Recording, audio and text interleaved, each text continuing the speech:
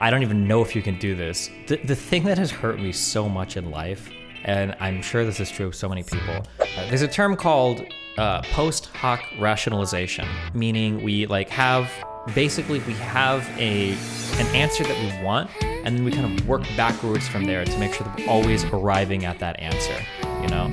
So maybe the answer we want is my parents hate me. And why do I know this? Well, the only reason they make me do homework is because they hate me. The only reason they make me do this is because they hate me. There's no other explanation, but it's just because of this, right? So people have an answer that they want, and they work their way backwards to make sure that whatever information they get always tends to fit that answer. And I think that when it comes to media today, because all of us kind of have teams that we're on, and we're very dug in to making sure that we're supporting our team, people fall into that cognitive trap a lot. And as a result of that, we'll go through some questions. And then I have an activity at the end. I don't know if you're going to want to do it or not. It's up to you, but it might be fun to do something that maybe something my students have done before. So I don't know. It's up to you. Gotcha. 3, 2, 1. Greetings, and thank you for opening this assignment. Today we have a special guest who I will be interviewing. His name is Stephen Bunnell II, a full-time online streamer and YouTube content creator. Stephen, who goes by Destiny Online, has over 1 million followers across various online platforms, has been profiled in Wired Magazine, and interviewed on National Public Radio. Stephen streams political commentary and video games. I have invited him to this interview because I feel he brings some unique and valuable perspectives to the topics we discuss in our personal development class. I hope to explore the strategies he used to find success, as well as the mindsets he finds helpful in his daily life, and hopes you, the student, can take some ideas to stick in your toolbox from the conversation. Mr. Bunnell or Stephen or Destiny, however you want me to address you, thanks for joining us, and would you mind doing a quick little introduction? Hey, I thought your introduction was great. I typically go by Stephen in real life settings. I'm more known for political commentary online. I used to be more on the gaming side of things, and now I kind of mix those two things. As you accurately cited, I've been interviewed or profiled by a couple of mainstream sources, and yeah. Great. And you had a somewhat unique educational experience. You didn't have the typical sort of path to get to where you are. You didn't you went to college, but things didn't work out, and you kind of overcome some things. Yeah, I don't know if we want to talk about that as much because I was a horrible high school student, and I was a horrible college student. So, well, that's totally fine, and that's the thing is that not everyone is the ideal sort of student that we aspire to be. You know what I mean? But it's helpful to look back, and I think that at least when I've gotten older, and I'm going to be honest, I wasn't the greatest high school student either. It's kind of weird being a teacher now, if I'm being honest, but. It's kind of helpful to I have kind of looked back and reflected on the teachers that have sort of made an impact on me, and have you done any sort of that reflection as far as thinking back on some of the ways maybe you took some of the things you might have taken for granted back then as it compares to now? I mean, what is the older you get, the more you realize that there are things you took for granted for sure. One thing interesting you mentioned is about teachers. I would definitely say that I think it's fair to say that we remember individual teachers or classes way more than we remember school. There are definitely very impactful teachers that I had that I remember more so than just this school experience was good in general. I think teachers can make a really big impact individually on a student. Yeah, I do agree. I think for myself especially, I wasn't really involved in that many after school or extracurricular activities. So I don't know. I know that I definitely have students that are into the school activities, and looking back, I sort of regret not getting involved in more stuff back then. Do you feel similarly, or do you feel I feel okay about how I sort of spent my time in high school? I unfortunately had to work a lot through high school and college, so that kind of inhibited the free time that I had to spend. But I super agree with what you're saying, and that this is something I say a lot to my audience, is school is 50% education, going to class, and then the other 50% is all the extracurricular stuff you can do. If you're in a good high school, they'll force you to do a sport or do at least one extra club or something. I think that doing stuff outside of the classroom in school is a really valuable experience, and it helps you get more out of the school experience. Yeah. I think I started a tabletop. Well, I didn't start. A student came to me, and I sponsored a tabletop role playing game clubs. So it's pretty interesting to see students that I normally wouldn't see doing after school stuff. I think it's a good thing when the schools are starting to try and meet students where they are, as opposed to trying to push students into like things that maybe they wouldn't be inherently into. So Yeah, one thing that really sucks is the best things that you learn in school, or the best way that you can learn, is through the lens of current events or current affairs. And it seems like a lot of times, I don't know if it's a reluctance to the teachers or a rigidity to the curriculum, but it seems like people have this repulsion to applying things to current events, or through framing things more through current events, or what's going on now, which is a little bit annoying sometimes. I learned a lot of reading growing up because I played a lot of Japanese role-playing games, and there was a lot of reading. There was a ton of like text that I had to read, and that's where like all of my early vocabulary and everything came from that helped me through so much of school. And then there's a lot of math involved, depending on the type of games that you play as well. Like I'll fall asleep at an algebra test where it's like, what is 4x plus 8 equals 12 or whatever. What's the answer? But if you give me like, you have to build this item that has 20% lifesteal in order to survive 7 shots from a guy, trying to kill you in World of Warcraft or League of Legends or something, like these are math questions that are like more intuitive. And you could do this for like any subject. I wish, just circling back to what you said, I wish that schools would try to meet students where they are a little bit more, to show them that, hey, there is actually a lot of real life application to a lot of the things that you learn in school. It doesn't all have to just be stuff you remember and forget for a test. yeah, and I do agree, and I think that there is also sort of an unfortunate kind of balancing act that you have to do as teachers as well, where that there are certain current events and things that students are talking about, but you have to kind of juggle and keep in mind that you're interacting with students, you're interacting with administration, you're interacting with, and all these students sort of have differing opinions on these things as well, and you try to. And if you're trying to sort of put a subject into something that is an easier vessel for the students to take advantage of, you can also sort of unfortunately run into some controversy. Like I originally wanted to name my club, what was it, Swords and Statistics, but I wasn't allowed to say that because it had this name, it had sword in the name. So Gotcha. Okay. there's like all these sort of weird like potholes that you can find yourself stepping in. But it's also kind of interesting to kind of figure out how to work within those limits. And it's interesting that you brought up gaming, because I think that gaming can kind of help you think in systems in a way, because you're sort of forced to think, given a certain criteria, how to work within that. And I think that's something useful that you can gain from things like video games and other sort of systems-based activities, I think. For sure. Yeah. Okay. So thanks for kind of indulging me in that conversation. So I have a few more other like pointed questions, I suppose. So our class completed an activity that showed that we have a great deal of interest in money and helping those that we care about. How did you feel about these things in high school, and is it any different now? Like just what your outlook on money back then and money so now. To gain an appreciation for money, there's two different there are like different ways that we view money based on what stage in life we're at, and you can talk about it, but it's really impossible to understand until you've been there. So like when you're in high school or grade school, I guess you view money in terms of the allowance that you get for video games. Like you're thinking like, well, $60 or $80 is a game, or maybe $20 is a night going to the movies and getting popcorn, or maybe you have like these concepts in your head. Once you start working a job, for me at least, I started to see money through more of like a time thing. So when I started working at McDonald's, I think way back in the day, I think the minimum wage was either $5.15 or $5.25 an hour. So if something would have cost me, $40 or $50, that's like a long day of work for me. That's like a 10-hour shift. That's a lot of work to get that much money. Later on, maybe you'll start to see money through the lens of like bills. Like, I've got $1,500 is my mortgage payment, or, your rent maybe is $900, $1,000, depending on where you live, or more. But yeah, I think that the way that you engage with money is going to come down to whether or not you have to actually work for it, and then whether or not there's going to be like an ask. If somebody's saying like you have to pay this to pay a bill or something, it's going to change the way you kind of engage with money. Yeah?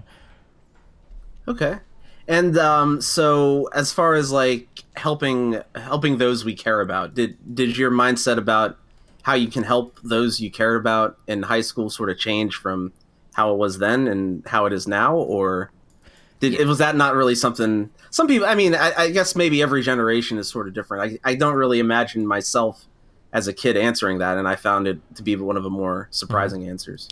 So in my high school, we had a program where in order to graduate, you had to do, it was like 20 to 40 hours a semester of community service, I think, which I thought was cool. Something that we think about when we're younger is we want to help a lot, and we don't really consider the foundation of ourselves from which we help from. And the reality is that it sounds a little self-centered, but the more you take care of yourself, the better position you are to help people in the future, or even to help people now. There is something called like caretaker burnout. You know, if you spend so much time trying to take care of the things around you and you don't afford attention to yourself to make sure that you're doing okay, whether we're talking mentally or physically or financially, your ability to help others is going to be severely inhibited. And then eventually you're going to be one of the people that needs help. Yeah. Yep. Trust me, I've a lot of teachers are feeling it this year. It's been difficult, and you know, I think the adjustment and you know, I think that a lot of sort of behaviors we got used to maybe not even having to deal with because we were able to just maybe deal with a disruption by just pressing a mute button. Now we're back in the classroom and dealing with a lot of these things that, you know, we care about, and you know, we just got to relearn how to have that patience, I think. And I can't even speak to that. I can't imagine how crazy difficult it's been. I you know, maybe after the interview we could chat a little bit about that, but yeah, it's definitely it's something. It's but to be fair, I'm a newer teacher, so this is one of my first years doing it, and I kind of am thankful that this seems like a more difficult year because it's sort of, you know, maybe it'll only get better from here. I'm sort of a perennial optimist, which comes with positive and negative aspects, but Gotcha. put that aside. So moving on, do you have any habits you would like to share that you find helpful?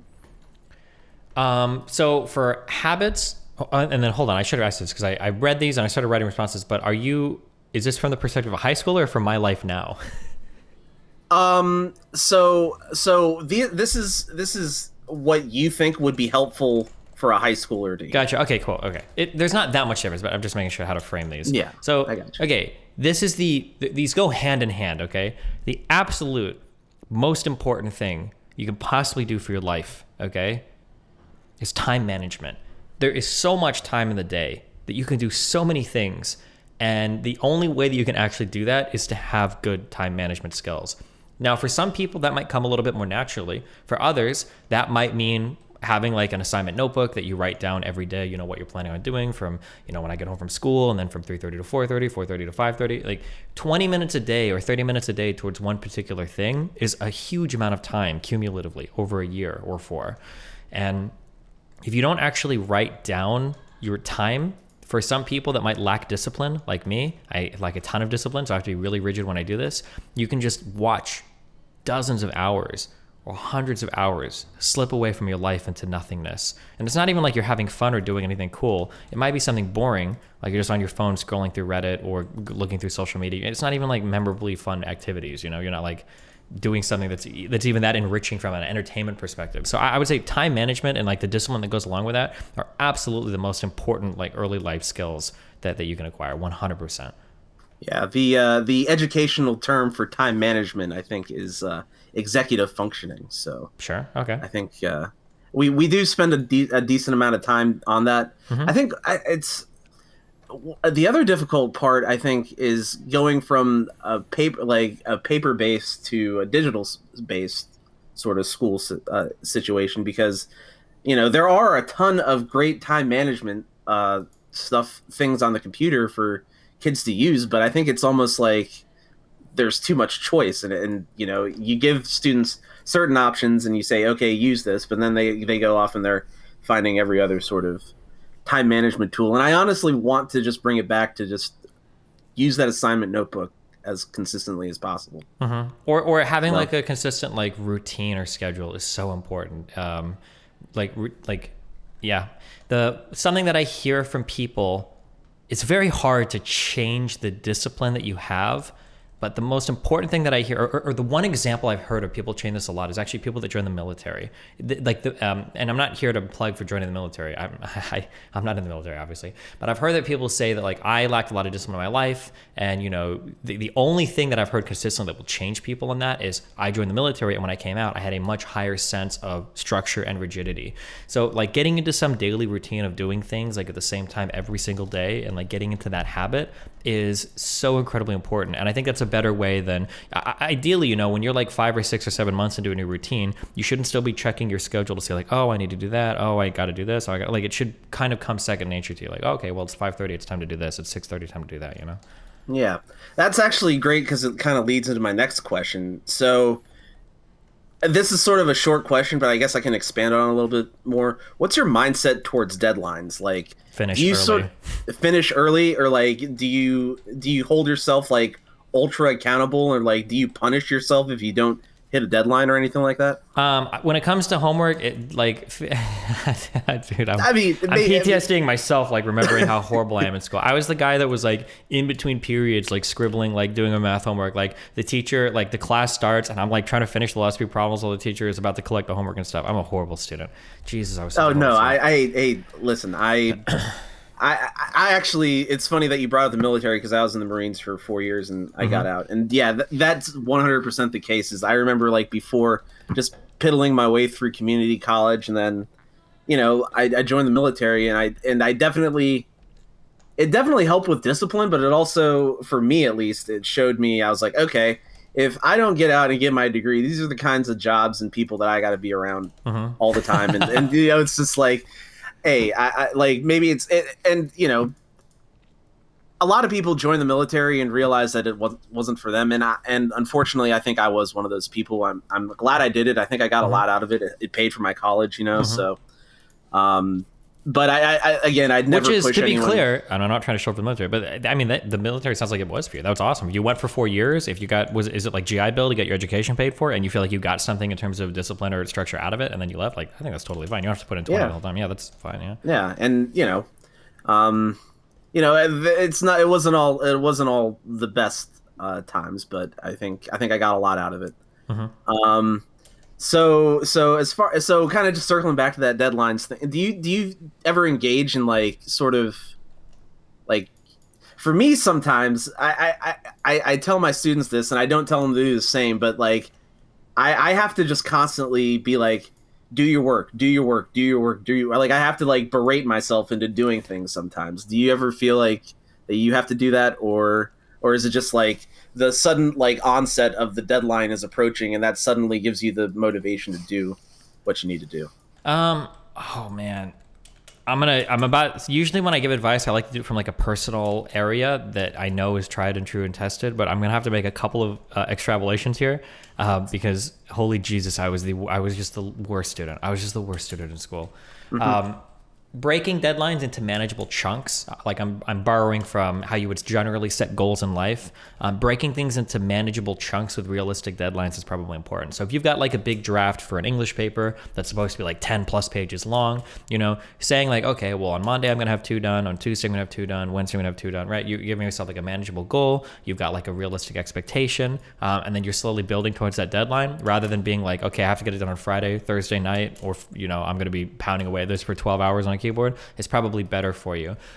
There's a lot when it comes to managing deadlines. I imagine there's a lot that we can borrow from when it comes to setting realistic goals and expectations, especially for people that are trying to like lose weight or making other big changes in their life. That's probably a good area to borrow from for advice. Yeah, and just to add on to that, I think that what helped me with my mindset, at least when time management, and kind of this is all sort of within the same realm, is to also schedule time to take a break. Like schedule, like what has helped me, of course you have like a to-do list, but to make sure that you actually have a time where you're like, okay, now you take a break and then you can resume. That's at least really helped me. I don't know if that could be helpful to other people. Yeah, something that we're not aware of all the time. I learned this because I went to college for music, is you're not always aware how physiologically you are being impacted at any given point in time. Huge examples I can think of this are being hungry. Oh God, it's embarrassing and funny because I have a 10-year-old son, And I see it really obviously in him, and it's still hard to see it myself sometimes. But like when it comes to 10-year-olds and anybody, I imagine, if he's tired, I guess he doesn't really need to nap as much anymore. But earlier in his life, when he needed a nap or when he's hungry, it's very, very, very obvious that he has that he's hungry or he's tired, because his mood gets absolutely degraded into horrendousness. He's just the most difficult person in the world, and a lot of people like that. And I'll notice for myself that I can be like that too. Like I will be in just a really bad mood, and I don't really know why, but I'm just angry. And then maybe like an hour later, I'll grab something to eat, and then after I eat, I'm like, oh my God, I feel so much better now. I feel so much better. I didn't realize like how adversely affected my mood was before. Another thing I noticed in school, and this is really important for high schoolers, or at least it was when I was in high school, and I imagine it's still the same, is when I played, if you play an instrument, you can peg your progress very easily. I can play this scale at this tempo. I know that, right? I can go up and down my horn in a chromatic scale at 140 BPM. I know I can do this in 16th notes. But there will be times where you're practicing at night, and all of a sudden you're playing like music, you're practicing, and you're missing things that you shouldn't be missing. And you know that you can play them at a given tempo. You know that you can do it, and you're just missing it. And I realized in school, there are times when my body is getting tired or my brain is getting tired, and I don't actually feel tired yet, but I must be, because like 30 to 60 minutes later, we're like, okay, I actually am getting kind of tired now. So I guess bringing this back to the original question, figuring out like the needs of your body, mentally, physiologically, are really important. And that idea of just like push, it's not ideal all the time. And sometimes like a 30-minute break is going to empower you to do 2 hours of work in 1 hour, rather than, taking 1 hour of work and stretching it into 4 hours because you're in such a horrible mood and your body's just not capable of like doing what you need to do. Yeah. I definitely, the mind-body connection, I think that I think, I don't know how what an appropriate way or good ways to teach that in school. We do some mindfulness meditation. I think that helps, but I think, it's so hard sometimes to really put a peg down on exactly what you're feeling and like what that your body is telling you sometimes. Like it's surprising how a student's mood will change sometimes. After I'm like, are you hungry? And they're like, yeah. And I just give them a snack. And it seems like, and unfortunately, that's another one of those like places of debate where it's like, should you keep snacks? Should you not keep snacks?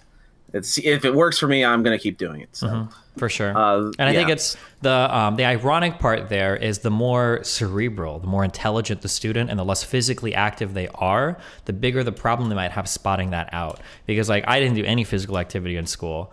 Because I just played video games all the time. So like I'm not necessarily as in tune with my body back then as I might be now, where I know that like, hey, what I eat throughout the day is going to literally influence, how much weight my muscles can move, or like like I'm more aware of it now because I'm more physically active. But in school I wasn't at all. But arguably the less physically active, more like I'm trying to do all these AP classes or IB classes, and I'm trying to figure all this out. You might be even less aware of how your body functions just because you don't use it all the time for things outside of just like homework.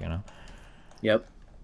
All right, so moving on, what do you wish was taught to you or emphasized more in high school?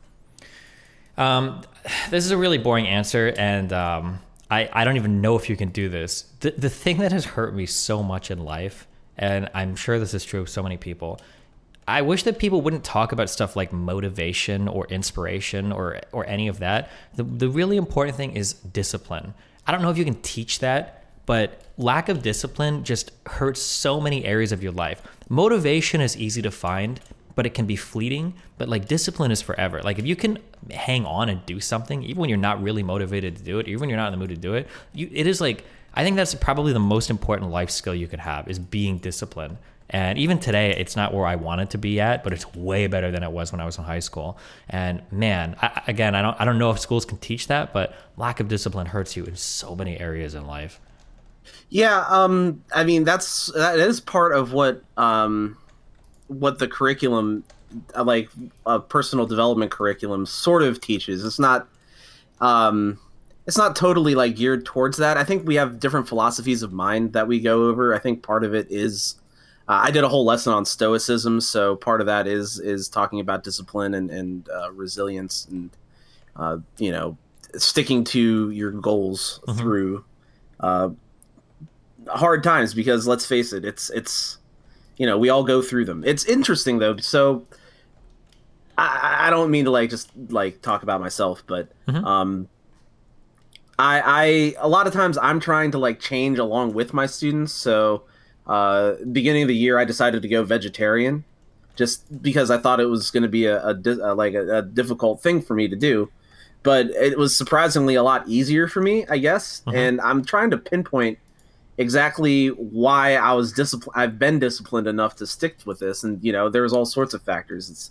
I've got a lot of access to vegetarian food around here. I have people who are supportive, who are helping me figure out different sorts of meals, and just from a health standpoint, I'm feeling better. So it's interesting when we're talking about discipline, because I feel like that there's other things that go along with it to kind of help you stick to your goals. Like if you can see a tangible result immediately, obviously that's going to help you a little bit with your discipline.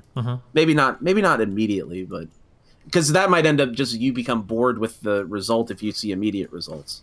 Sure. So it depends on the thing. One thing that is really important, and I'm sure you talk about this in school all the time, I'm sure everybody's parents have said this to them, is reinforcement from friend groups is really important. Friends are really good at reinforcing both good and bad behavior. So that's just something you should always be mindful of too. If you're trying to achieve or effect a certain change in your life, I don't know if I would venture into drug territory with high schoolers, but like if you have friends that are, using illicit substances a lot, regardless of how you personally feel about that, you're probably going to start to if all of your friends are doing it, or even if it's something like drinking or whatever. But if your friends are all engaged in good habits, it's really hard not to also be engaged in that good habit. You're going to feel a little bit left out if you're not, and everybody else is kind of like, circularly reinforcing that as well. So having friends around you that are willing to reinforce positive habits is also, I think, really important for your development. Yeah, I do agree with that. But I also think that that's probably one of the most difficult things for a high school student to kind of take a step back. I mean, for sure. There's definitely, we're adults. I'm sure that we've had to take a step back and cut people out of our lives before. I don't know if you have any experience with that. But, absolutely, yeah. Okay. So let's see. So here's something. So you seem to do a very good job at multitasking. So I have students who claim they're able to do the same. So can you explain from the perspective of someone who can effectively multitask how I can tell if someone is paying attention? Absolutely. Okay. And to all of the students that say they can multitask, okay, if you've watched my streams, all right, I can play StarCraft 2 at a semi-professional level while arguing with chat, reading chat, doing all sorts of things. Okay. So I'm like the quintessential multitasker. All right. It is a fact. It is a physiological fact. Okay. You cannot multitask. It is impossible. Your brain cannot do it. Your brain doesn't run multi-threaded applications like a computer does. What looks like multitasking is really there's one thing at a time that your brain can actively be focused on. There's only one thing that your brain can be focused on. If you see somebody that looks like they're quote unquote good at multitasking, that means that whatever other thing they're doing, they've automated. They don't have to think about it. A really good example of this is walking. Walking is a very, very, very complicated maneuver. There's a lot of muscles that are being coordinated. There's a lot of stuff going on when you walk, but you've done it so many times you don't have to think about it. So you can walk and talk at the same time. You're not thinking about both simultaneously. People that say that they're good at multitasking, you're lying either to the other people because there's something you're more interested in, which is fair, or you're lying to yourself, which is horrible, okay? You shouldn't lie to other people, okay? But, do what you do. But don't ever lie to yourself. You absolutely should never do that. If anybody ever says they're multitasking, there's a really fun thing that we try to do in I took an AP Psych class, and honest to God, this was like the coolest class I took in my life. I don't know if you've ever done this in class before, but a really fun test you can do is you have one student sit, and then two students are on one student on either side. Both of them read 1 to 2 paragraphs of information in each ear to the student, and then at the end you quiz them to see how much of the information that they've retained. And a lot of people think they're going to do way better on this than they actually can. What happens is students will either remember most of one side and nothing of the other, or they'll try to go back and forth between both, and they won't really retain anything. And anytime somebody says they can multitask, I always challenge them. Well, okay, what did I just tell you? Or like recite or something that I just said. But you just can't do it. It's not possible. Thank you. That was exactly the answer I knew you would give. Oh well, okay. Well, no, maybe not exactly but that was what I was really hoping to hear. Gosh. But okay. Yeah. So, what are some skills you can see in the future being important to develop? critical thinking skills are really important, and they're more important today than they ever have been. Critical thinking skills and information gathering skills. Today, we have more information that we're being bombarded with than ever before in the history of all of mankind. So I would say that like being able to be critical of a source to evaluate something like, okay, well, is this true? Is this trying to sell me something? Does this mean that or that? Is more important today than it ever has been.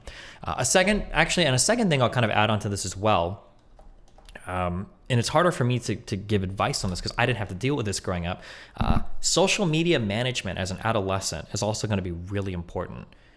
I don't know what that's like. That's got to be a horrible. Back in my day, when we went home from school, you got to unplug from social life. You didn't have that constantly bombarding you with like what's going on Instagram, what's going on Facebook, who's Snap. I don't know what social media apps I guess kids use in schools these days, but being able to unplug from social life was pretty nice as a kid. When I went home from school, unless I'm calling somebody or pounding out on my little Razr phone, texting somebody, I got to unplug and disconnect from that. So being able to like effectively manage your social time is probably important too. Being connected 24/7 to that network of both positive and negative social feedback absolutely does horrible things to the mind. And there's been like study after study that demonstrates this horrible correlation between like depression and anxiety and Facebook usage and all this stuff too. So yeah, I am worried. It's part of me is like maybe I'm just being a boomer and I don't understand things, but I at the same time I'm not that old and I grew up with a lot of this stuff, and it's coming from a place of some experience when we're giving advice to kids as far as their technology management goes. So it's just a difficult place. It's scarily addictive. I downloaded TikTok for a little bit, and it's scary how fast time can just go by you just going through that time feed. Yeah, so I try to tell my audience about this. TikTok, I looked at TikTok one time, and it was just the dumbest thing in the world. I looked at like 2 videos, and I was like, this is stupid. And then I think I tried it a third time, or a second time, and it was really dumb. And then like the third or fourth time, I was with other people that were on it, just like 5 hours is just gone. I don't know how, but oh my God, TikTok, that app, and the YouTube Shorts and Instagram Reels are trying too, but there's something about that algorithm. They're like plugged into your brain, and you can just lose hours and hours of your life to that, and without even realizing it. Yeah, it's scary, and I don't know, like it's only going to get more precise from here. I don't feel like we're dealing with the most advanced version of whatever they're doing right now. I will say though, do you mind me asking how old you are? I am 35. Okay, you're 35. Maybe, okay, I will say we forget this, okay, because this is like a bygone era. Parents will make fun of their children for being hooked on apps and stuff, whatever. We did have a version of this though when we were kids, or maybe your family was different. But do you remember like TV time? Oh yeah. Families would sit on the couch in front of a TV for like 6 hours. Like hours and hours and hours. So it is funny. I mean, TikTok and all of these mobile apps are different because they're engaging you more on a mobile device where you can look at anywhere. But we definitely, back in our day, there was a lot of time that families would spend on the couch in front of TV sets too. And sometimes even, funnily enough, they would make fun of like, don't be on the computer, that's bad for you, you're rotting your brain, like come watch TV with a film. Like you would hear these sentences from your parents. It's like, okay, yeah. Meanwhile, my mom's like arguing with the TV like for 7 hours a day. It's yeah, I mean there are analogous things, and I guess also the I don't want to stick on this. TikTok's weird. I'm glad I got rid of it, basically. All right, so many of your streams are spent debunking misinformation. Can you explain what that means? Yeah, so a lot of people will only there's a term called post hoc rationalization, meaning we have an answer that we want, and then we kind of work backwards from there to make sure that we're always arriving at that answer, you know? So maybe the answer we want is like, my parents hate me. And why do I know this? Well, the only reason they make me do homework is because they hate me. The only reason they make me do this is because they hate me. Like, there's no other explanation. Well, it's just because of this, right? So people have an answer that they want, and they work their way backwards to make sure that whatever information they get always tends to fit that answer. And I think that when it comes to media today, because all of us kind of have teams that we're on, and we're like very dug in to making sure that we're supporting our team, people fall into that cognitive trap a lot. And as a result of that, I have to spend a great deal of time, telling people like, hey, well, if we're going to believe this story, one, let's make sure that we read the entire article, which is apparently a lost skill.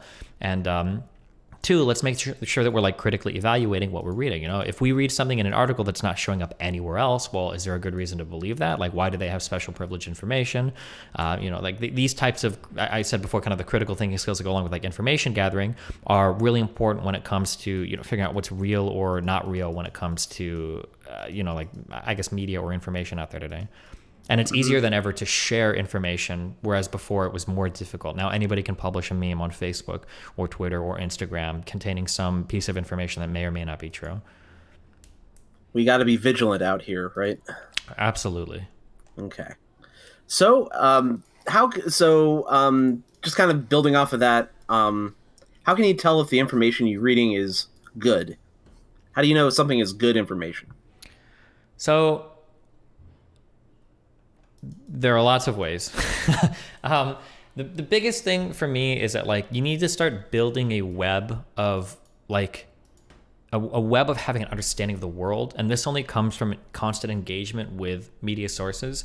If you're doing more than just reading a headline, okay, if you're reading the full story over and over and over again, and if you try to be, or not over and over, not the same one, but like if you're constantly reading through full articles, and if you are at least somewhat educated on the topics that you're reading about. So for instance, let's say I don't know anything about, like monetary policy, and then I read an article and it's some guy saying, hey, this thing called quantitative easing is destroying the economy. If I don't know what that is, maybe I'll Wikipedia. What is quantitative easing? What is the Federal Reserve? Maybe I'll just look these things up. Having like a simple understanding. You don't need like a complex, but a simple understanding of what's being talked about, and then constantly engaging with media sources. I think over time you'll start to build an ability to recognize, what's true and what's false. So when you read an article, especially opinion pieces, and somebody's like, hey, like this one monetary policy is driving all of this stuff in society, you can look at it and be like, well, actually, I know what that thing is, and I think that's probably not the most correct take. And because I know a little bit about this, maybe I can go for a better source, maybe a more economically oriented source, and I can kind of read information there, But a lot of it's basically like having some fundamental level of education about the topics, and then being willing to engage with like a full source, basically, whenever you're researching or reading about a given thing. Okay. So having, I think also just to add on to what you said, sometimes, at least when I'm sometimes like looking into things, sometimes you can just go down like a rabbit hole with Wikipedia and stuff like that. I think just to kind of add on, I think it's also important to not limit yourself, but make sure that you're keeping within the bounds of what you're trying to research. Because sometimes, I know how I am sometimes, is that I can get distracted really easily. It's like, if I keep going down a rabbit hole, I'll end up looking at a policy and then end up looking at hang gliders or something like that. I don't know. Sure. I mean, if you're getting off track, that's probably bad. But so this is actually something that I do with my son, and I still do this, and I notice that it works for him, and it's also something that works for me. So if I have to research a topic, let's say somebody links me an article, okay, about, this is what's going on for the past 15 years in Belarus and why it's relevant to what Russia is doing today or something, right? Okay, I'll read that. Like, okay, I don't know anything. I couldn't find this country on a map. I don't know anything about their leader. I have no idea how it relates to her. I don't know anything, right? So what I'll do is I'll literally throw up a Wikipedia article and I'll read. And when I come across something that I don't understand, I'll just wiki that and I'll start reading and I'll read and I'll read. And I might spend, now I do this as my job, but I also want to be really well informed of things. I might spend like 2 or 3 hours or 4 hours or 5 hours like reading stuff that I get linked to through that article. Now, I'm not going to remember all of that information, but what'll happen is if stuff like that comes up in the future, I will remember reading about it. And I'm going to start to draw connections more and more from those types of research sprees rather than just reading like one thing. I mentioned my son. So I notice that when people explain things to children, people always treat children like they're idiots, which drives me crazy. They're so smart. Anytime Nathan would ask me a question about like a weather phenomenon or something about a car, I would always explain everything to him. Like, this is how this thing works, really, and not like the stupid kid answer. Like, how do cars work? Well, there's a guy inside that, you know, like he's pushing his feet. I'll tell him the real answer. Now, most of the time, he's not understanding quite a bit of what I'm putting down, you know, because he was 6 or 7 or whatever, and he just didn't get it. But I noticed that later on when he would ask other questions, and I would explain like, okay, well, you know, this is this and this, remember? And he'd be like, oh yeah, I remember this thing that you explained. He'll already kind of have a lot of these concepts in his head, and that type of explanation, like, I think really works in terms of bridging together, you know, disparate pieces of information until you kind of like, you've built out this view of the world. That's a really long answer, sorry, but yeah, that's essentially really how I view things. Yeah. Yeah, I think I really like the analogy of the web of understanding, because it's like you got to have a decent amount of background knowledge, and being able to like connect pieces of knowledge that you have to stuff that you're learning about is also a really important skill. You do this naturally. People can do this way more than they think. You will remember random pieces of information way better than you think you can. A lot of people like undercount their ability to do. Like, as humans, one of our best things that we can do is like forming heuristics and like quick pattern recognition, you know, for dangers and stuff in the wilderness. Like, we're really good at doing that as people. You can do it if you just spend a little bit of time doing it. Yeah? Okay. Well, we've come to the last question here. So the standard question, if you're being interviewed in front of students, if there are any students interested in doing what you do for a living, do you have any tips? So this is the thing that I always say is the same thing when people ask me for like business advice and stuff too. Like, I want to start a business doing this or that or blah, blah, blah. Like, the thing I always say is like, what can you offer that nobody else can? And why would anybody, and more along the same, like, why would anybody watch you do something when they could watch anybody else doing something? If you don't have an immediate answer to that, then you need to go back to the drawing board and think about that. I know why people watch me, and I know that I can offer something that nobody else can quite like I do, and I know I can answer that immediately. I know that to be the case. Well, obviously, because I've been doing it for like 12 years now. But if you're not as sure, and you don't have a quick answer to that, and you're either lacking the confidence to answer it, or you just truly don't have an answer, then maybe consider something else. Yeah. Was that a question that you could answer at the beginning of your career? Yeah, for sure. I always knew I was really funny. Humor is like one of the few things that I did in high school where I had like I had like a really wide net of like kind of friendly acquaintances because of my humor and everything. And I know that like when playing games, like people always found it to be like a really funny experience. That's the reason why I started streaming. It's like, oh, when we play Tekken in the hallways, you know, like all the shouting and screaming and stuff we do to each other is really funny. People seem to like that experience. And, you know, maybe streaming this, I don't know, maybe it'll work. That'd be kind of funny too. Nobody really streamed. And I basically took what I did in real life and I immediately translated that into like a stream environment, and it worked 100%. It was super easy. Yeah. That's cool. So, would you say that most people, if they start pursuing something that they know that they're good at, they'll have like an immediate like response to it, or do you think that's kind of a unique experience of your own?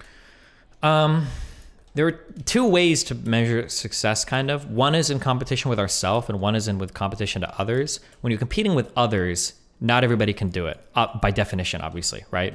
We only have a limited attention, and not everybody can be the best at something or in the top whatever percentage of something. When we're competing, you know, when we're comparing to ourselves, we can always improve over ourselves, which is what we should be doing, you know, every day in life, unless you're trying to compete, I guess, with other people for like an athletic event or something. So, I mean, like, not everybody can be an entertainer or a streamer. Not everybody's meant to be. There's just not enough people to watch everybody doing that. So, yeah, I would say you can always improve aspects of yourself, but that doesn't necessarily mean you're going to be ahead of everybody else when it comes to being an entertaining person. Yeah. Okay. Well, thank you so much, Steven. This was a really great interview. We've been going for about 50 minutes now. I would ask you to do the activity, but I think I've taken up enough of your time. I'm curious. Well, what is the activity? Oh, it's kind of corny, but we got to explain it now. Yeah. So the activity I did with my students was a vision board. So basically, it was a collage of pictures and quotes to kind of give you goals for next year. So I was wondering if you wanted to do this vision board activity, make a collage, throw some quotes together, talk about goals for next year. Oh, gotcha. Okay, my stuff is probably going to be extremely boring and adult-oriented, and maybe offensive, so maybe that's not the best. Well, hey, I'll stop the recording if that's I'll email it to you if that's something that you want to complete and play around with. That's up to you. Gotcha. Okay, sure. But I'll go ahead and let you be for now. And I appreciate the time. It was a really great chat. Cool. Thanks a lot. I appreciate it. Yep. Have a good one. Yep.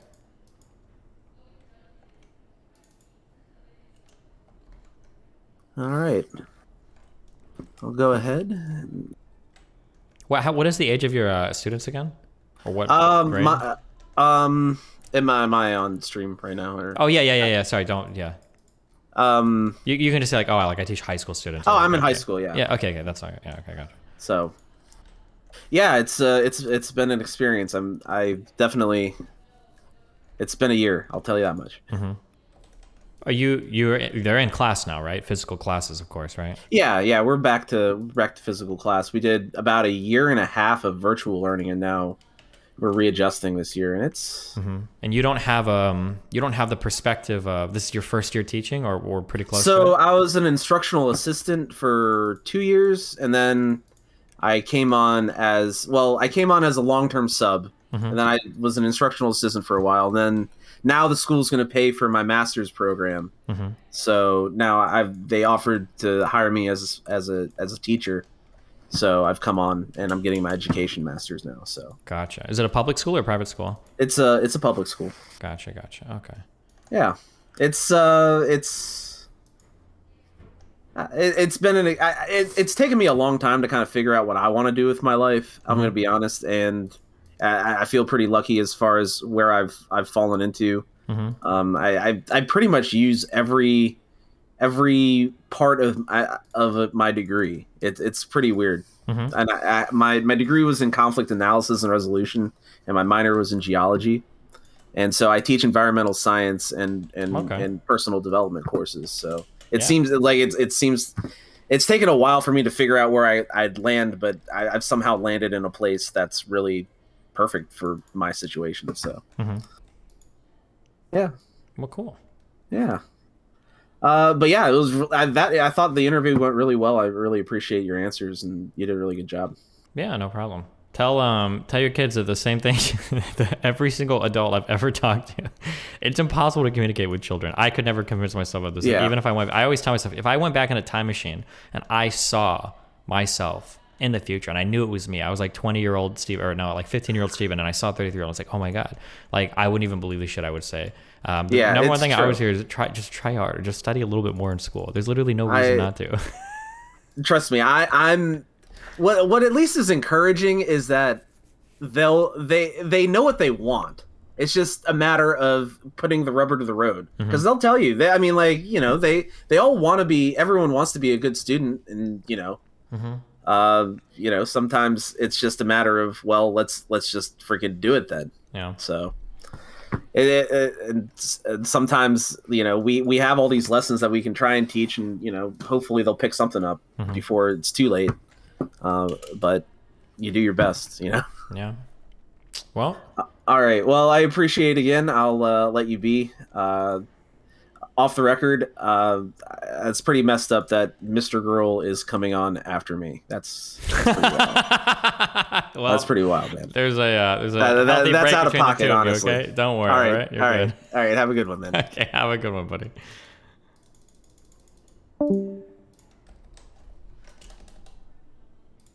Hey, man.